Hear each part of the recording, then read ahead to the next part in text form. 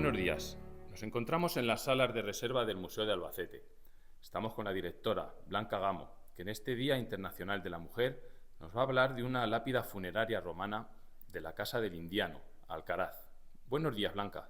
Hola, buenos días, Leopoldo, y buenos días a todos. Sí, efectivamente, para este día hemos pensado que estaría muy bien, enseñamos una pieza, esta lápida que está aquí a mi lado, romana, que es muy interesante por varias razones. Una, porque tiene el nombre de una mujer, conocemos a una señora, seguramente llamada Aelia Lasciva, y dos, porque la lápida funeraria habla de su oficio, es una de las pocas mujeres romanas que tiene una profesión pagada y además una profesión bien considerada.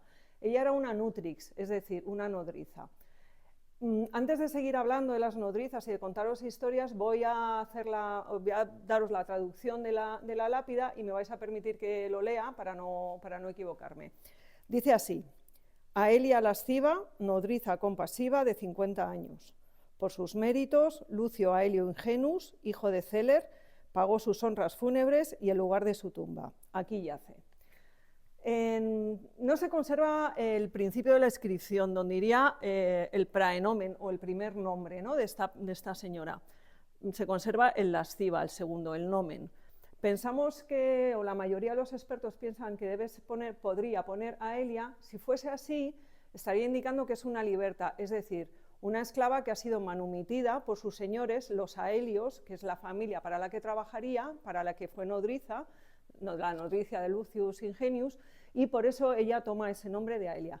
Pero la otra posibilidad que cabe es que no ponga Aelia, ponga cualquier otro praenomen que desconocemos, y entonces podrían ser dos cosas: o es una esclava o es una mujer libre. Cualquiera de los tres casos se dan en el mundo de las nodrizas romanas. De hecho, se conservan cerca de 200 inscripciones en total en el imperio, conocidas hasta el día de hoy, de las cuales 30 son de mujeres libres y el resto son o de esclavas o de libertas, de esclavas manumitidas. Por tanto, cualquier opción es posible.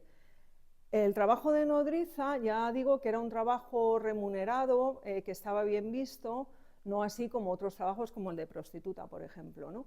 Y por eso las mujeres libres que no tenían muchos medios, pues era una de las profesiones a las que se dedicaban. Una nodriza trabajaba o atendía, mejor dicho, a sus alumnos, porque así se llamaban, un alumni, en latín, en esa época significa hijo criado con la leche de una mujer que no es su madre, de ahí viene la palabra alumno. Entonces, el alumno Lucio, el alumno de Lasciva, normalmente las nodrizas cogían a los niños entre 6 meses y los amamantaban hasta los 3 años más o menos. Con lo cual se establecía muchas veces un vínculo de afecto, de cariño, que es por lo que en esta inscripción, pues lo que dice la cartela es indulgentísima, es decir, cariñosa, compasiva, se puede traducir así, nosotros lo hemos traducido como compasiva, pero podía ser también cariñosa. Y es que esos vínculos se hacían fuertes entre nodriza y criado. Otra de las cosas que ocurría con las nodrizas es que podían pasarse, bueno, normalmente se pasaban toda su vida dando de mamar a niños, ¿no? Por eso muchas veces había colactantes, que se decía, que es lo que nosotros llamamos hermanos de leche. Es curioso porque cuando hay hermanos de leche, lo que dicen los médicos, lo que recomiendan los tratadistas, es que si se amamanta a la vez dos criaturas, dos bebés, que sean del mismo género, o dos niños o dos niñas, para así evitar que los niños se feminicen o que las niñas se masculinicen. Bueno, eso está claro que en estos tiempos no pasaría así. El oficio de nodriza ha durado pues mucho tiempo, hasta hasta los primeros años del siglo XX. De hecho, no tenemos más que recordar las nodrizas, por ejemplo, santanderinas, que tenían mucha fama, y es porque hasta que se descubrieron alimentos para los bebés distintos a la leche de mujer, los niños morían, con lo cual pues en hospitales, en hospicios, en inclusas, el oficio de nodriza ha estado pues eso, hasta prácticamente nuestros tiempos.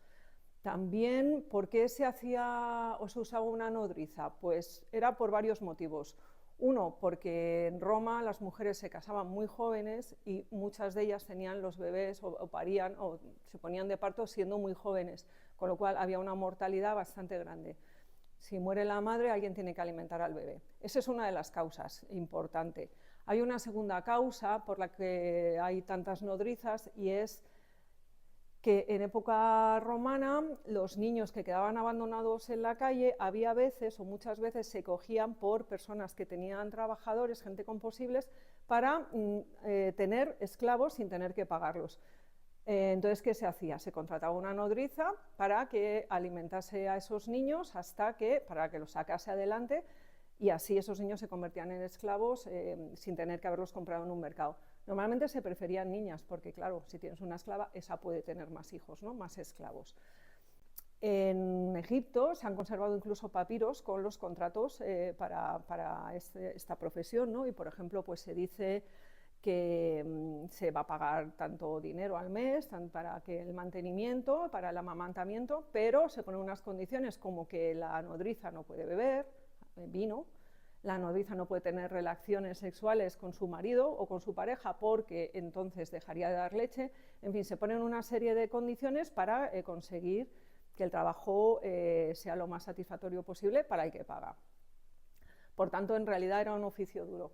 Por otra parte, hay una tercera causa para que haya tantas nodrizas en época romana y es que las clases altas aristocráticas, las mujeres no amamantan a sus niños, bueno, las clases altas y las clases medias también, porque lo importante es perpetuar la familia. Entonces, cuantos más hijos se tienen, más posibilidades de que lleguen a edad adulta.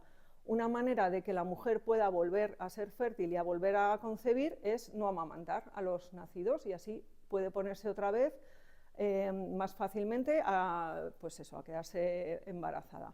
Es decir, que todo en realidad está en función de esas cosas, de esas cuestiones. Es interesante también ver lo que dicen los tratados, porque dicen que las nodrizas tienen que tener preferiblemente haber tenido ya hijos propios y haberlos amamantado, dan condiciones sobre cómo tiene que ser la leche, cómo tienen que ser los pezones, en fin, un montón de noticias. Y también se habla del carácter, tienen que ser mujeres amables, mujeres tranquilas, mujeres risueñas, entre 20 y 30 años, si están lozanas mejor, y si hablan griego ya es perfecto, porque el griego es el idioma culto en época romana.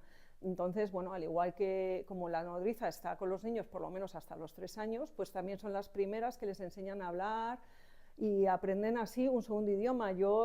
Basta recordar lo que ha pasado aquí con los reyes o con las familias aristocráticas que tenían nanis inglesas, ¿no? O alemanas para que aprendiesen el idioma. Pues un poco es la misma situación en época romana, pero con el griego. Claro, Lasciva murió a los 50 años. Esa es una edad muy normal para morir en esta época. Y lo que sí que tenemos a veces son representaciones de nodrizas ya mayores que han dejado de trabajar porque han dejado de tener leche, y normalmente son representaciones un poco grotescas, mujeres deformes, en fin, poco agraciadas, ¿no? Bueno, hay otra cosa importante que no querría olvidarla, y es que si os fijáis en la parte alta de la inscripción hay una persona sentada en un banco de lado. Seguramente es una representación de ella, como ocurre con otras inscripciones funerarias en otros museos donde el oficio es tan, ¿cómo decirlo?, tan respetado que no da vergüenza representarse haciendo su trabajo, ¿no?, que es amamantar sentada a un bebé.